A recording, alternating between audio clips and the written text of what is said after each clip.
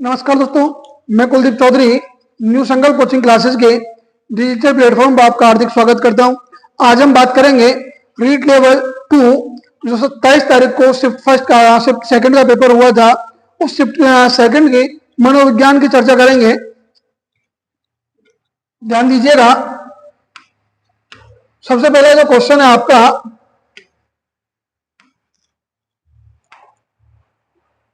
निम्नलिखित में से कौन सा दिए गए निम्न में से कौन सा दिए गए कथन का सही वर्णन करता है? अत्यंत प्रभावशाली,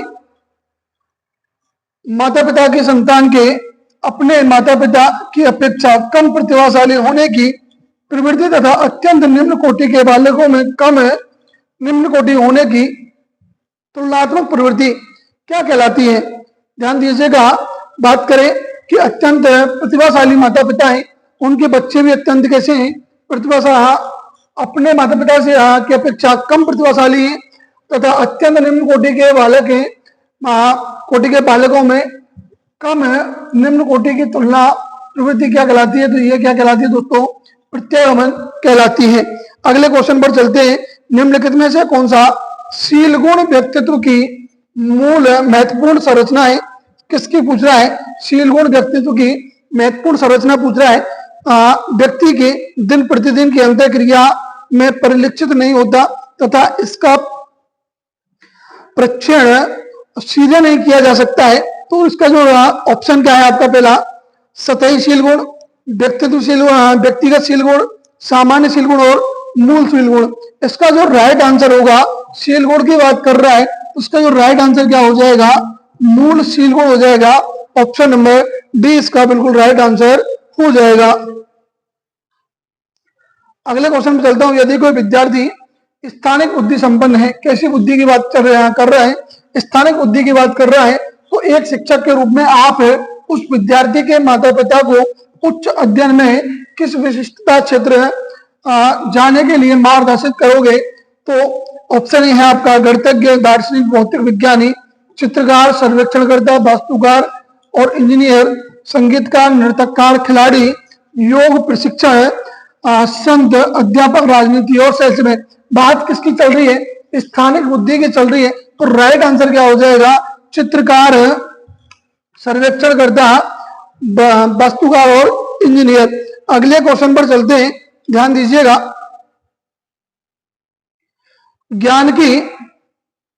ज्ञान की रचना में अनुभवजन्य अधिगम की भूमिका मुख्य रूप से आधारित है केवल अनुभव एवं परावर्तन से, केवल सिद्धांत एवं अभ्यास पर, अनुभव एवं परावर्ती चिंतन पर, केवल पाठ्य पुस्तकीय ज्ञान पर।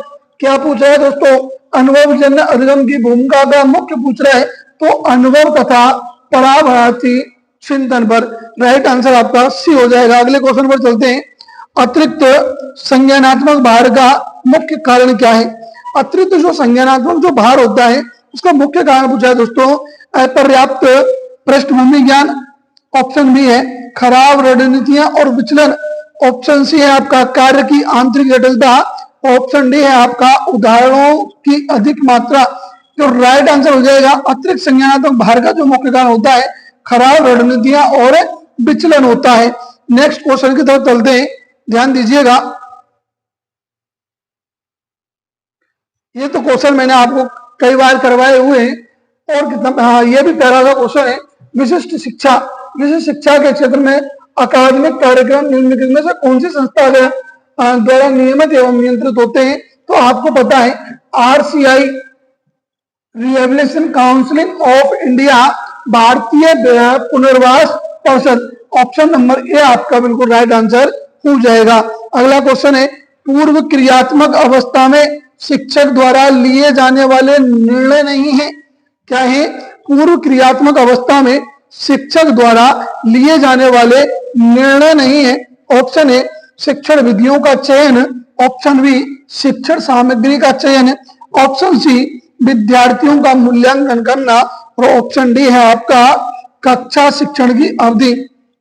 तो इनमें क्या नहीं आता है दोस्तों? इसका जो विद्यार्थी का जो मूल्यांकन आता है वो पूर्व क्रियात्मक में नहीं आता है, सबसे बाद में करते हैं मूल्यांकन। बाकी जो ये हैं ये कक्षा में स्टार्ट करने के समय पहले जो कार्य किए जाते हैं ये उनमें आते हैं। अगले क्वेश्चन की तरफ चलते हैं, ध्यान दीजिएगा। एक आपका करंट से संबंधित या योजनाओं से संबंधित एक क्वेश्चन है। क्वेश्चन क्या है, प्रधानमंत्री नमोन्मुख से शिक्षण कार्यक्रम ध्रुव का उद्देश्य क्या कहलाता है? तो ध्रुव जो कार्यक्रम चलाया है विज्ञान एवं कला के प्रदर्शन कला में प्रतिभाशाली बच्चों की पहचान और प्रोत्साहन हेतु चलाया है। अगले क्वेश्चन की तरफ चलता हूं। ये आपका क्वेश्चन है एरिक एरिक्सन का। एरिक एरिक्सन के मनोवैज्ञानिक सामाजिक विकास एवं सिद्धांत की अवस्थाओं को उनकी आयु अवधि व काल के साथ मिलान करना है। ऑप्शन यहाँ अच्छा, इनको पहले मिलान करना है। अहम सत्यनिष्ठता बनाम नैराश्य। अहम सत्यनिष्ठता बनाम निराशा की जो भावना आती है वो कब आती है? आपकी उत्तर वयस्क अवस्था में आती है, 65 से अधिक है। स्वायत्ता बनाम लज्जा, स्वायत्ता बनाम लज्जा की बात करें तो प्रारंभिक स्वायत्ता बनाम लज्जा आएगी आपकी जो बच्चा जब है 1.5 से 3 वर्ष का होता है तब वो लज्जा करता है, संदेह करता है। अगली है आत्मीयता बनाम एकता। आत्मीयता बनाम एकता की क्या है? प्रारंभिक वयस्क अवस्था हो जाएगी 20 से 40। पहचान बनाम भूमिका, पहचान कब, आइडेंटिफिकेशन कब चाहिए? किशोर अवस्था की विशेषता है पहचान बनाम भूमिका। तो क्या हो जाएगा? 3, 4, 1 और 2, ये आपका राइट आंसर हो जाएगा। किसमें? 3, 4, 1 और 2, सी आपका बिल्कुल राइट आंसर हो जाएगा। अगले क्वेश्चन की तरफ चलते हैं, ध्यान दीजिएगा। राष्ट्रीय पाठ्यचर्या की रूपरेखा 2005 के अनुसार पाठ्यक्रम डिजाइन का प्राथमिक उद्देश्य क्या है? रट्टा मारने को बढ़ावा बिल्कुल नहीं होगा। पाठ्य पुस्तक का आकार बढ़ाना बिल्कुल नहीं होगा। ज्ञान को विद्यालय के बाहर के जीवन से जोड़ना, यही आपका क्या हो जाएगा? राइट आंसर हो जाएगा। एक बच्चे द्वारा समान दिखने वाले सभी पुरुषों को पापा कहना किस प्रकार की प्रक्रिया है? मैंने आपको बताया था कि जब ऐसा कोई काम होता है कि समान मतलब बच्चा उसमें भेद नहीं कर पाता है, सभी एक जैसे पुरुष हैं, उसको असिमिलेशन बोलते हैं। क्या बोलते हैं? एसिमिलेशन बोलते हैं, सहसीकरण कहा जाता है। अगला क्वेश्चन है आपका, क्रियात्मक अनुसंधान में पूर्व परीक्षण, पश्च परीक्षण एकल समूह प्रारूप का आशय है। ऑप्शन है एक डिजाइन जहां कई समूहों की तुलना की जाती है, एक डिजाइन जहां एक समूह का उपचार से पहले और उपचार के बाद में परीक्षण किया जाता है, एक डिजाइन इसमें पूर्व परीक्षण शामिल नहीं होते, एक डिजाइन जो निष्कर्ष। इसका जो राइट आंसर होगा ऑप्शन नंबर बी हो जाएगा, एक डिजाइन जहां एक समूह का उपचार से पहले और उपचार के बाद में क्या किया जाता है? परीक्षण किया जाता है। अगले क्वेश्चन की तरफ चलते हैं, ध्यान दीजिएगा। क्वेश्चन है, अगला जो क्वेश्चन है वो है निम्नलिखित में से कौन सा बच्चों के भाषाई विकास को नकारात्मक रूप से प्रभावित करता है? परिवार की प्रकृति, एकल परिवार है, स्वायत्त रूप से साथियों को संपर्क बनाने की, माता पिता द्वारा प्रदत्त प्रेरणा की, बहुजन्म या जुड़वा। क्वेश्चन पूछ रहा है निम्नलिखित में से कौन सा बच्चों के भाषाई विकास को नकारात्मक रूप से प्रभावित करता है? तो परिवार की प्रकृति अगर एकल है तो वो नकारात्मक रूप से क्या करेगा? प्रभावित करेगा। ऑप्शन नंबर ए इसका राइट आंसर हो जाएगा। अगला क्वेश्चन है, निःशुल्क एवं अनिवार्य प्रारंभिक शिक्षा का अधिकार 2009 की धारा 29 से संबंधित है। 29 और 30 जो धारा है दोस्तों वो पाठ्यक्रम से संबंधित है। किससे संबंधित है? पाठ्यक्रम से संबंधित है। अध्याय 5, ध्यान कीजिए, मैंने आपको बताया है कि अध्याय 5 में पाठ्यक्रम से संबंधित चर्चा होती है और अध्याय 5 में कौन कौन सी धारा आती है 29 और 30। तो आंसर क्या हो जाएगा? पाठ्यक्रम एवं मूल्यांकन की प्रक्रिया। अगले क्वेश्चन पर चलते हैं। निम्नलिखित में से कौन सा व्यक्तित्व मापन हेतु प्रक्षेपीय परीक्षण नहीं है? ये क्वेश्चन सुबह L1 वाले में भी लगभग सेम था। ऐसा ही क्वेश्चन पूछा था, प्रक्षेपीय विधि पूछी थी। वाक्य पूर्ति परीक्षण बिल्कुल है, शब्द साक्षर बिल्कुल है, रोड सा परीक्षण बिल्कुल है, लेकिन 16 पीएफ प्रश्नावली इसका नहीं है। 16 पीएफ प्रश्नावली आपके कैटल ने दी है, शील रोड सिद्धांत से संबंधित है। अगले क्वेश्चन से पर चर्चा करते हैं। बुद्धि एक समुच्चय, अगला क्वेश्चन है, बुद्धि एक समुच्चय या सार्वभौमिक दक्षता है जिसके सारे व्यक्ति उद्देश्य पूर्ण क्रिया करता है, विवेकशील चिंतन करता है और वातावरण के साथ प्रभावशाली ढंग से समायोजन करता है। और प्रयुक्त कथन है, ये एक कथन है, और ये कथन किसने दिया है? तो ये कथन दिया है डेविड वेसलर ने। आपको मैंने बताया था कि डेविड वेसलर ने, ये मैंने आपको शायद लिखवाया भी है क्लास में, कक्षा में अपन ने लिखवाया भी है।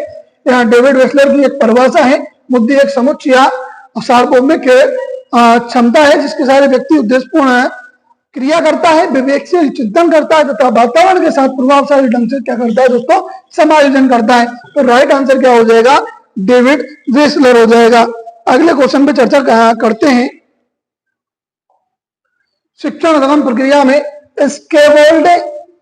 स्कैफोल्डिंग का अर्थ क्या है? अच्छा, इसका जो अर्थ होता है क्या होता है? इसको देखो मैं आपको बताऊं कि थोड़ा सा टेम्परेरी जो होती है, टेम्परेरी सहायता की जाती है इसके अंदर, इसको फोल्डिंग के अंदर शिक्षण, सभी शिक्षण कार्यों के लिए स्थायी सहायता नहीं करेंगे, टेम्परेरी करेंगे। छात्रों के कार्यों में स्वतंत्रता प्राप्त करने में मदद के लिए अस्थायी सहायता, तो अस्थायी सहायता करते हैं किसके अंदर? इसके फोल्डिंग के अंदर। अगले क्वेश्चन पर चलता हूं, ध्यान दीजिएगा। सृजनात्मक प्रक्रिया में यूरेका, मैंने आपको ये भी पढ़ाया हुआ क्वेश्चन है, अच्छा क्वेश्चन है, बहुत अच्छा क्वेश्चन है। सृजनात्मक प्रक्रिया में यूरेका क्षण किस अवस्था को कहा गया है? तो यूरेका जो क्षण किस अवस्था को कहा गया है? ऑप्शन ए है गर्भाधान की अवस्था, ऑप्शन बी है आपका पुनरीक्षण की अवस्था, ऑप्शन सी है आपका प्रबोधन की अवस्था और ऑप्शन डी है आपका तैयारी की अवस्था। तो आपको यूरेका जो कहा गया है वो आपके प्रबोधन की अवस्था को कहा गया है। अगले क्वेश्चन पर चलते हैं, ध्यान दीजिएगा। अगला जो क्वेश्चन है, निम्नलिखित में से कौन सा वृद्धि और विकास के सिद्धांतों का अनुप्रयोग नहीं है? वृद्धि और विकास के सिद्धांतों का अनुप्रयोग नहीं है। कभी भी अपने प्रयासों का उपलब्धि प्राप्ति तक समर्पण नहीं करना। प्रत्येक विद्यार्थी की सहायता उसकी व्यक्तिगत शक्तियों तथा सीमाओं के अंतर्गत रहकर करना। विकास की विशिष्ट अवस्था के अनुसार शैक्षिक अनुभव को योजनाबद्ध करना। विशिष्ट विकास अवस्थाओं के दौरान प्राप्त प्रगति के समेटन और आगामी प्रक्रिया के लिए अपर्याप्त व्यवस्था करना। जिसका जो राइट आंसर होगा वो क्या हो जाएगा? डी। अगले क्वेश्चन की तरफ चलता हूं, ध्यान दीजिएगा। दिव्यांगजन अधिकार 2016 में कितनी निष्पक्षताओं को शामिल किया गया है? 2016 का जो अधिगम आया था, दिव्यांग अधिकार आया था, उसमें कितने प्रकार की? तो इसमें 21 प्रकार की निष्पक्षताओं को शामिल किया गया है। अगले क्वेश्चन पर चलते हैं, ध्यान दीजिएगा। वृद्धि और विकास के दो महत्वपूर्ण कारक, वृद्धि और विकास के दो महत्वपूर्ण कारक कौन कौन से हैं? तो ये आपके पहला परिपक्वता और दूसरा अधिगम। परिपक्वता और अधिगम, जैसे अपन उसको बोलते हैं ना वंशानुक्रम और वातावरण। परिपक्वता का मतलब होता है दोस्तों वंशानुक्रम और लर्निंग का मतलब होता है वातावरण। तो राइट आंसर क्या हो जाएगा? सी हो जाएगा। अगले क्वेश्चन पर चलते हैं। एनसीएफ 2025 में तनाव को कम करने के लिए किस मूल्यांकन पद्धति पर जोर दिया जाता है? तो तनाव को कम करने के लिए सतत एवं व्यापक मूल्यांकन पर क्या दिया जाता है? जोर दिया जाता है। अगले क्वेश्चन पर चलते हैं। सृजनात्मक की विशेषताओं में निम्न में से कौन सी नहीं है? सृजनात्मक साहसी और खुली सोच है। सृजनात्मकता अहम की भागीदारी होती है। सृजनात्मकता को बुद्धि से पृथक नहीं किया जा सकता। सृजनात्मकता एवं विद्यालय उपलब्धि परस्पर संबंधित है। इसका जो राइट आंसर होगा वो सी हो जाएगा कि सृजनात्मकता को बुद्धि से पृथक नहीं किया जा सकता। अगले क्वेश्चन की तरफ चलते हैं, ध्यान दीजिएगा। क्वेश्चन नंबर 24 है, संकल्पना मानचित्रण शिक्षकों की किस प्रकार से मदद करता है? उपरोक्त अनुदेशनात्मक सामग्री का चयन, शिक्षण समय को कम करना, छात्रों के लेखन कौशल को बढ़ाना, पाठ्य योजनाओं को समापन करना। राइट आंसर क्या हो जाएगा? उपर्युक्त अनुदेशनात्मक सामग्री का चयन। अगले क्वेश्चन पर चलते हैं।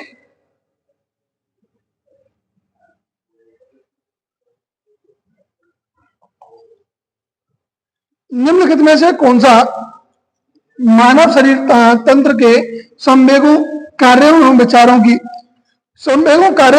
की व्यक्ति के वृद्धि एवं विकास को प्रभावित करता है? तंत्र का तंत्र, अंतःस्रावी ग्रंथियां, शारीरिक विकृति, दोषपूर्ण बनावट। ध्यान देना, शारीरिक विकृति और दोषपूर्ण शारीरिक बनावट तो लगभग सेम बात है दोस्तों, लेकिन इसका जो राइट आंसर होना चाहिए, मेरे हिसाब से इसका राइट आंसर होना चाहिए तंत्र का तंत्र।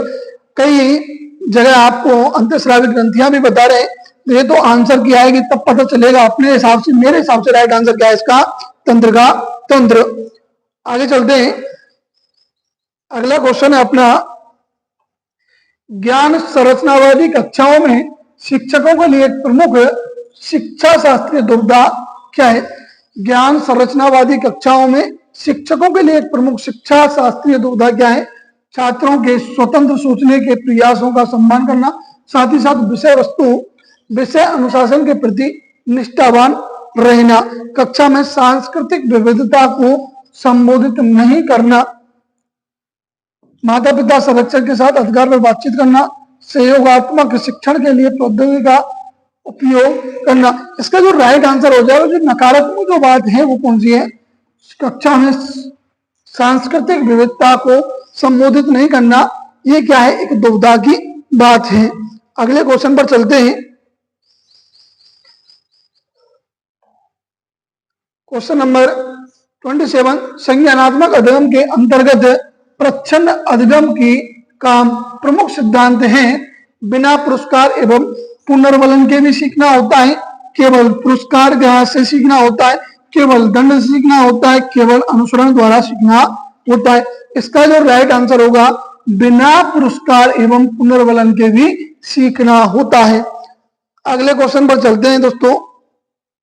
क्वेश्चन नंबर 28,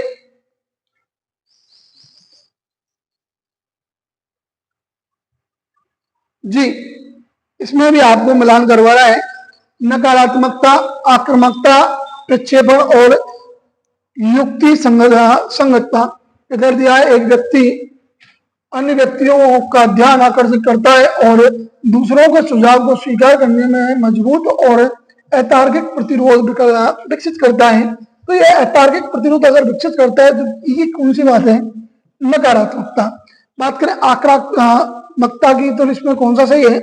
एक व्यक्ति अपने असंतोष को बाहरी व्यक्तियों या चीजों पर आक्रामक रूप से थोपता है। तो आक्रामक रूप से थोप रहा है तो सीधा सा ये भी क्या होगा?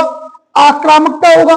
दूसरों में अपने ही आवेगों और विशेषताओं को आरोपित करना, उनका अवलोकन करना क्या कहलाता है? प्रक्षेपण कहलाता है दोस्तों। ये भी आपका सी युक्ति संगतता। एक व्यक्ति अपने विश्वासों और कार्यों को उन कारणों के माध्यम से उचित ठहराता है, उन्हें प्रेरित एवं सक्रिय करने वाले नहीं, लेकिन उनको क्या कर रहा है? वो उचित ठहरा रहा है, मतलब युक्ति संगत कर रहा है।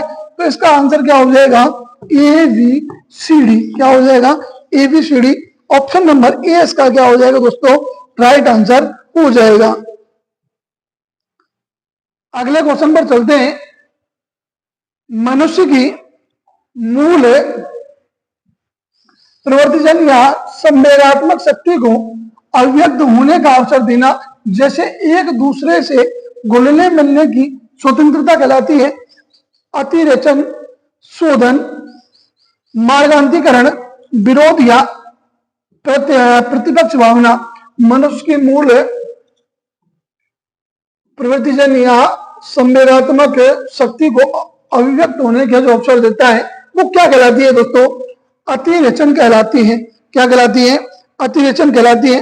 लास्ट क्वेश्चन है आपका गिलफोर्ड महोदय के, ये भी क्वेश्चन सुबह पूछा हुआ था, लेकिन उस यहाँ आपका क्रम पूछा है और वहां आपका पूछा था निम्न में से कौन सा नहीं दिया है। निम्नलिखित में से कौन सा गिलफोर्ड के मानव बुद्धिमत्ता मॉडल का सही संरचना क्रम है? सबसे पहले क्या होगा? संक्रिया, फिर होगा विषय वस्तु और लास्ट में क्या आएगा? उत्पाद। ऑप्शन नंबर सी इसका राइट आंसर हो जाएगा। आशा करता हूं कि मेरे द्वारा बताए गए क्वेश्चन सही होंगे। बाकी आंसर की आएगी 25 तारीख तक बता रहे, तब इनको एक बार और देखेंगे। धन्यवाद।